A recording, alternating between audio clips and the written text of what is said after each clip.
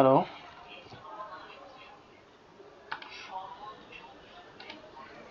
So এখানে আমরা দেখব কিভাবে ব্যাংকগুলো ইন্টারেস্ট রেট সোয়াপ ইউজ করে তাদের ইন্টারেস্ট পেমেন্টের মেথডগুলোকে চেঞ্জ করে। সো এখানে এক্সাম্পলে দেওয়া আছে ব্যাংক এ যে তার দুইটা রেট দেওয়া আছে, একটা হচ্ছে প্লটিং রেট আর একটা হচ্ছে ফিক্সড রেট। সো ব্যাংকে ধরা হচ্ছে এখানে একটা ভালো ক্রেডিট রেটিংওয়ালা ব্যাংক, তার কারণে তার টি বিল প্লাস 1% যদি ভেরিয়েবল রেটে নেয় তাহলে তার হবে টি বিল প্লাস 1%, আর যদি ফিক্সড রেটে নেয় তাহলে তাকে দিতে হবে 8%। অন্যদিকে ব্যাংক বির ক্রেডিট রেটিং একটু খারাপ, এর কারণে তাকে দিতে হবে টি বিল প্লাস 2% যদি সে ফ্লোটিং রেটে নেয়, আর যদি ফিক্সড রেটে নেয় তাহলে তাকে দিতে হবে 10.5%। এখন ব্যাংক এ চাচ্ছে কোন একটা কারণে সে এই ফ্লোটিং রেটে কনভার্ট করার জন্য তার লোনটাকে, আর ব্যাংক বি চাচ্ছে ফিক্সড রেটে কনভার্ট করার জন্য। আমরা ধরে নিচ্ছি এক্সিস্টিং যে কন্ট্রাক্টটা আছে ব্যাংকের, ব্যাংক এ কারেন্টলি 8% ফিক্সড রেটে নিচ্ছে, অন্যদিকে ব্যাংক বি কারেন্টলি টি বিল প্লাস 2%-এ নিচ্ছে। সো এখন তাদের মেইন এইম হচ্ছে তাদের ইন্টারেস্টেড পেমেন্টের মেথডগুলোকে সলভ করা। সো এখানে গ্রাফিক্যালি আমরা দেখাইলাম যে ব্যাংক এ তার ব্যাংকে 8% করে ইন্টারেস্ট পেমেন্ট করে, আর ব্যাংক বি টি বিল প্লাস 2% করে ইন্টারেস্ট পেমেন্ট করে। অ্যান্ড এখন ব্যাংক বি চাচ্ছে সে ফিক্সড রেটে কনভার্ট করবে, ব্যাংক এ চাচ্ছে সে ভেরিয়েবল রেটে কনভার্ট করবে। সো তাদের মধ্যে এখন একটা কন্ট্রাক্ট হবে। কন্ট্রাক্টের আগে আমরা একটা জিনিস দেখি, এখানে ফিক্সড রেটের ক্ষেত্রে দেখা যাচ্ছে ব্যাংক এ এর 2.5% কম্পারেটিভ অ্যাডভান্টেজ আছে, অ্যান্ড ভেরিয়েবল রেটও তার 1% অ্যাডভান্টেজ আছে। সো এই দুইটার মধ্যে যে ডিফারেন্স সেটা হচ্ছে 1.5%, সেটা হচ্ছে বর্তমানে মার্কেট ডিসইকুইলিব্রিয়াম আছে 1.5%-এ। সো এটা এক্সট্রা প্রফিট তাদের মধ্যে ভাগাভাগি করে নিতে পারবে। সো তাদের এইম দুইটা, একটা হচ্ছে তাদের ইন্টারেস্ট পেমেন্ট মেথডটা চেঞ্জ করা, আর একটা হচ্ছে এই এক্সট্রা যে প্রফিটটা আছে সেটা শেয়ার করে নেওয়া। এটা নট নেসেসারিলি যে সবসময় শেয়ার করতে হবে, তাদের মেইন এম হচ্ছে পেমেন্ট মেথডটা চেঞ্জ করা। তো তারা একটা ইন্টারেস্টেড সোয়াপ কন্ট্রাক্টে ঢুকবে, যেখানে এ কন্ট্রাক্টেড অ্যাজিউম করে নিতে হবে এগ্রিমেন্টটা। লেটস সে এগ্রিমেন্ট অনুযায়ী ব্যাংক এ ব্যাংক বি কে কারেন্টলি অর্থ নিতে হয়তো টি বিল প্লাস 1% যদি সে ভ্যারিয়েবল নিত, কিন্তু সে এখন ব্যাংক বি কে দিবে জাস্ট টি বিলের রেট। যেহেতু তার একটা অ্যাডভান্টেজ আছে, এর কারণে সে 1% কম দিবে। সো সে শুধু টি বিলের টাকাটা ব্যাংক বি কে পরিশোধ করবে। In return bank B bank A কে তার যে 8% ইন্টারেস্ট সেইটা পেমেন্ট করবে। সো এখানে হচ্ছেটা কি, ব্যাংক বি যদি নিজে ফিক্সড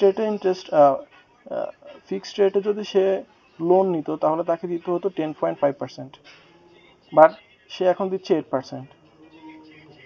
অন্যদিকে ব্যাংক বি যদি ব্যাংক এ যদি ফ্লোটিং রেটে নিত তাকে দিতে হতো টি বিল প্লাস 1%, সে এখন দিচ্ছে জাস্ট টি বিল। কিন্তু ব্যাংক এ তার কারেন্ট যে পেমেন্ট সেটা কিন্তু কমপ্লিট করতে পারছে ব্যাংক বি এর টাকা দিয়ে। অন্যদিকে আমরা দেখবো যে ব্যাংক বি কি করে, বির ক্ষেত্রে দেখা যাচ্ছে যে অলরেডি ডিসঅ্যাডভান্টেজ আছে, কারণ সে এখান থেকে রিসিভ করতেছে কম অ্যান্ড 8% দিতেছে। ও আচ্ছা, ব্যাংক বি এরও এখানে প্রফিট আসছে, যেহেতু তার যদি সে ফিক্সড রেটে নিত তাকে দিতে হতো 10.5%, বাট সে এখন ফিক্সড রেট দিচ্ছে 8%। সো আমরা টোটাল নিট যে ইম্প্যাক্ট সেটা একটু দেখবো এখন।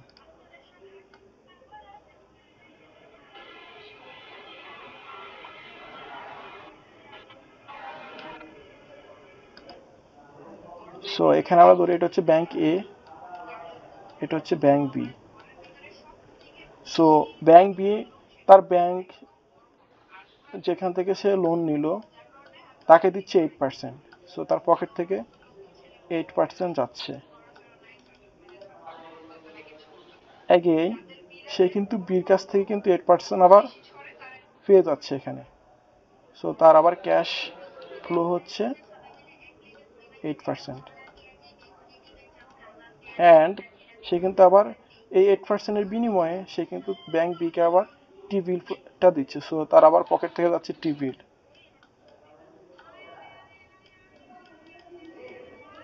সো নিট ইম্প্যাক্ট হচ্ছে কি 8% কাটা, সে শুধুমাত্র দিচ্ছে টি বিলের রেটটা। সো আমরা তো এটাই চাচ্ছিলাম যে সে ফিক্সড থেকে ভেরিয়েবলে কনভার্ট হয়ে গেছে, প্লাস টাকা আগে দিতে হতো টি বিল প্লাস 1%, এখন দিচ্ছে শুধু টি বিল। সো সে অলরেডি এখান থেকে 1% গেইন করতেছে বা সেভ করতেছে। অ্যান্ড বির ক্ষেত্রে হচ্ছে বি নিজে দিচ্ছে টি বিল প্লাস 2%। সো যেহেতু এটার ক্যাশ ফ্লো হিসেবে আমরা দেখাচ্ছি, তো নেগেটিভ সাইন দিয়ে দেখাই, মাইনাস টি বিল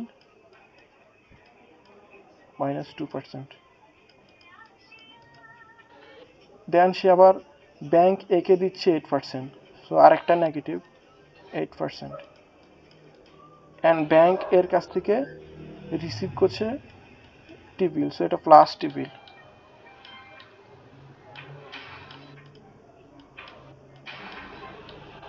এখন যদি আমরা কাটাকাটি দিই, সো প্লাস টি বিল মাইনাস টি বিল কাটা, আর -8% অ্যান্ড -2%, সো টোটাল তার আউটফ্লো হচ্ছে -10%।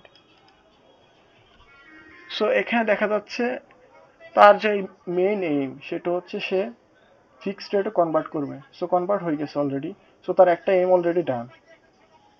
বাট পাশাপাশি আরেকটা বাই প্রোডাক্ট আছে, সেটা হচ্ছে সে যদি ফিক্সড রেটে নিজে নিত তাহলে তাকে দিতে হতো 10.5% ইন্টারেস্ট রেট, বাট এখন সে দিচ্ছে মাত্র 10%। সো এই কন্ট্রাক্টে ঢুকার মাধ্যমে সে 0.5% সেভ করছে। সো আমাদের টোটাল আমরা প্রথমে যেটা দেখাইছিলাম আমাদের কম্পারেটিভ অ্যাডভান্টেজ, এখানে ডিফারেন্স ছিল 1.5%। সো এই 1.5% যে ডিফারেন্সটা আছে মার্কেটে, সেটা কিন্তু এরা দুইজন ভাগাভাগি করে নিচ্ছে। সো এখান থেকে মেইন লার্নিং আউটকামটা হচ্ছে দুইটা ব্যাংক যখন একটা ইন্টারেস্টের সোয়াপে ঢুকে তখন তারা তাদের পেমেন্ট মেথডটা চেঞ্জ করতে পারে। পাশাপাশি যদি কোনো ইন্টারেস্ট রেটের কোনো ডিসক্রিপেন্সি থাকে মার্কেটে, সেটা তারা লক ইন করতে পারে। সো এইভাবে দুইটা ব্যাংক তাদের মধ্যে ইন্টারেস্টেড সোয়াপ কন্ট্রাক্টে ঢুকে তাদের পেমেন্ট মেথড চেঞ্জ করে।